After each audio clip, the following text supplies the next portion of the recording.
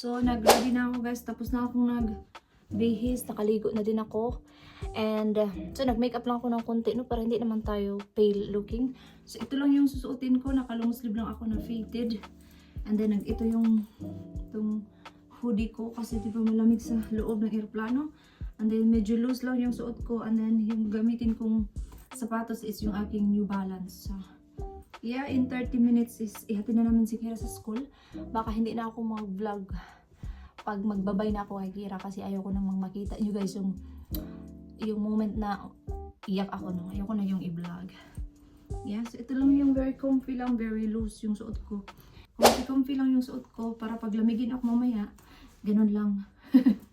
Yeah, so I will see you later pag nasa sasakyan na kami. So we're on the way to school na. Kira is at the back. Look at that lady's hair. Hi. Hi. Hi. Hi. Hi. Ay, ito ba? It's really sunny. Look at that, it's so nice and sunny. Maybe just now. Wait in about how many minutes? It's wet again. 5 minutes. Say hi, Bob, at the back. Nandito na kami ngayon sa school, sa labas. Say hi at the back.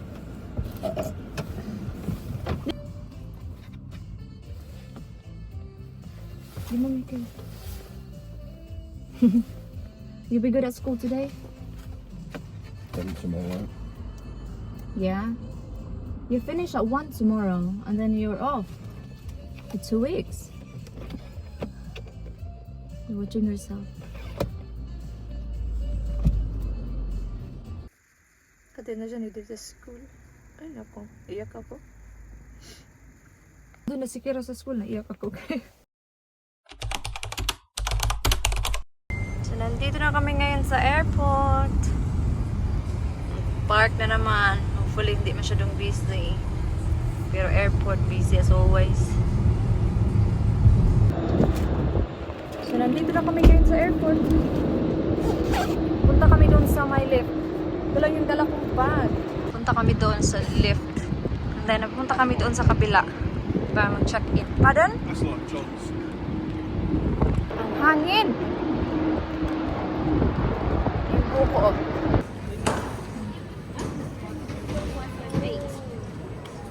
So, natapos na ako sa security. Nandito na ako ngayon sa boarding area. Pero mamaya pa mga 40 minutes.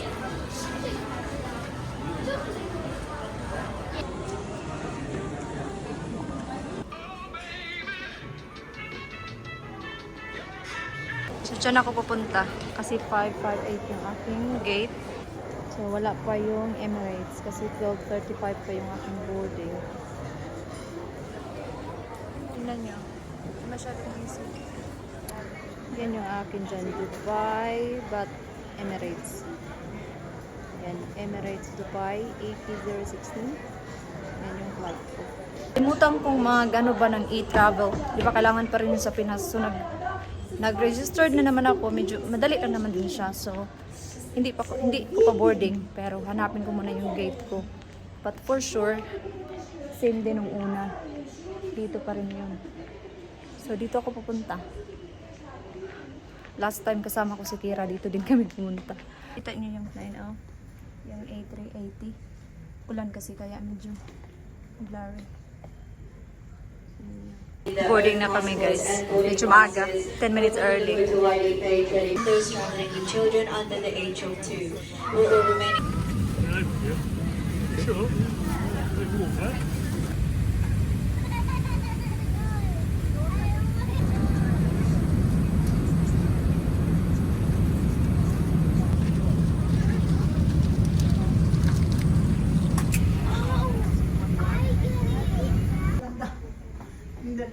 Kaya nga. Na kami ngayon sa Dubai, so hanapin ko na naman yung aking connecting flight is doon ako sa kabilang building. So bababa na naman ako, and then hanapin ko yung gate. Connecting flight kasi dito kadadaan. Laki pa naman ang airport nila. So yan na yung aking gate. Meron pa akong nearly 2 hours para mag-boarding ulit. So, dito lang ako nakaupo. Tingnan nyo yung mga tinda. Oh. Grabe, nalaki. Sandwich ata yan. Boarding na kami, guys. See, Manila. Boarding na. Na kami. Ladies and gentlemen, we are paging for Mr. Roger Candido, Mr. Roger.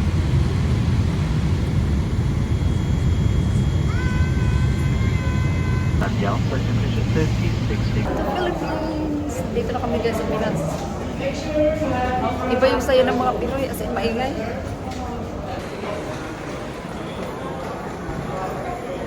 Sa immigration, 2 minutes lang. Doon baka doon tayo sa baggage, matagal lang. Wala pa yung luggage. Wish mo na ano? Oo, 2 minutes nga lang ako sa immigration.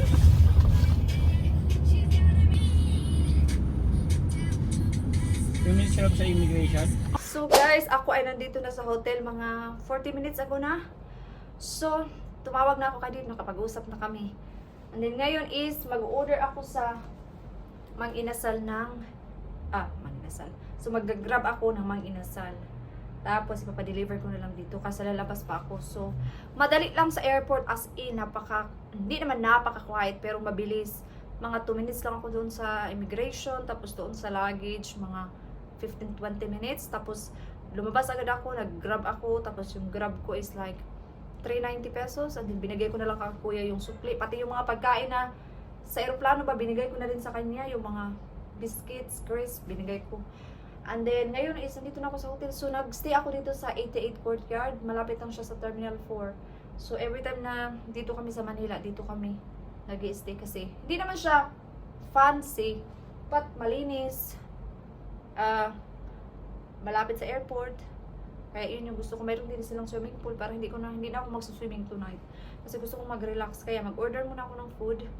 Tapos maliligo. Tapos mag-edit ako ng video. And then, I will try na matulog ng maaga.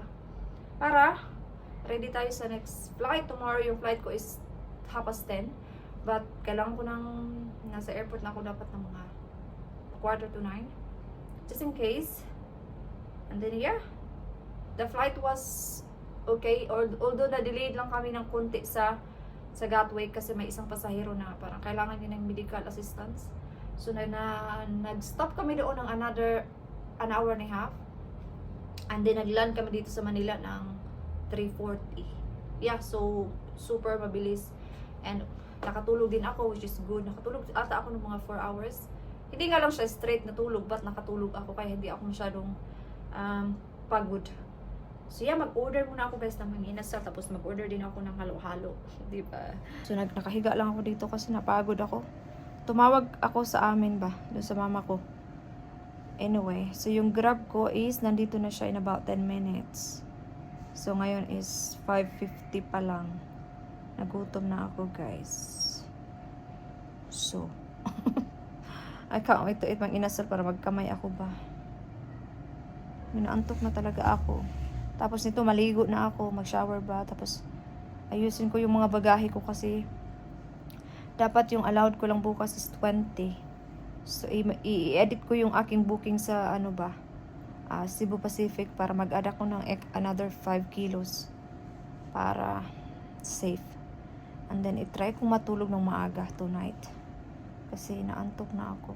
Maaga pa naman sa UK. Magti-10 pa lang pero dahil nga sa biyahe, di ba? Pagod yung katawan. Pumunta lang ako sa baba kasi nagkuha ako ng aking Mang Inasal. Ay, ito na yung aking halo-halo.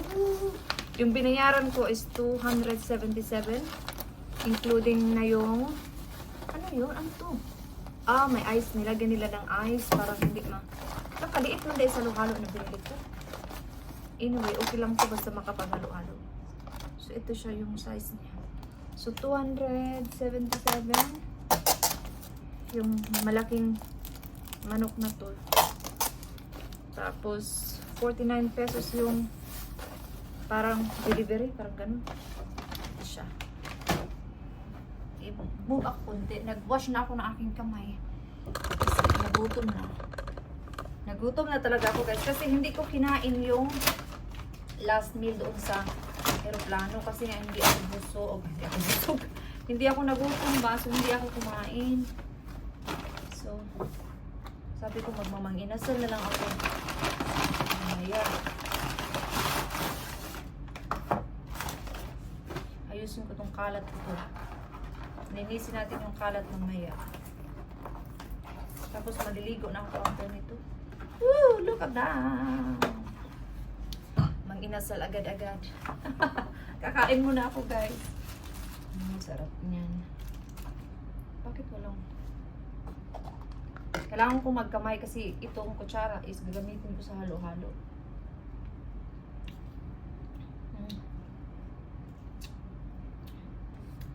Pinas na pinas talaga.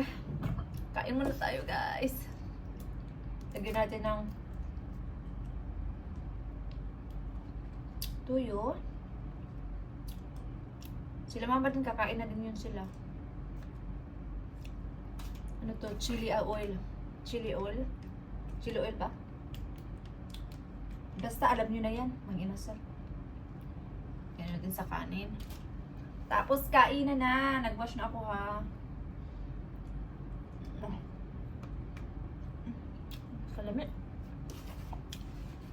Naunta. Naunta na nyo guys. Malaki tong chicken na in-order ko kasi PM to ba itong tawag dito? PM to basta. Yung malaki.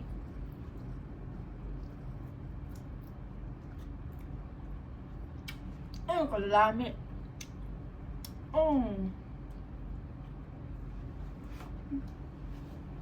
Kain muna ako guys. Grabe, busog na busog ang person. Tapos, naubos ko din yung rice, naubos ko lahat, naubos ko. So ngayon is mag-relax muna tayo, naantok na tuloy ako eh.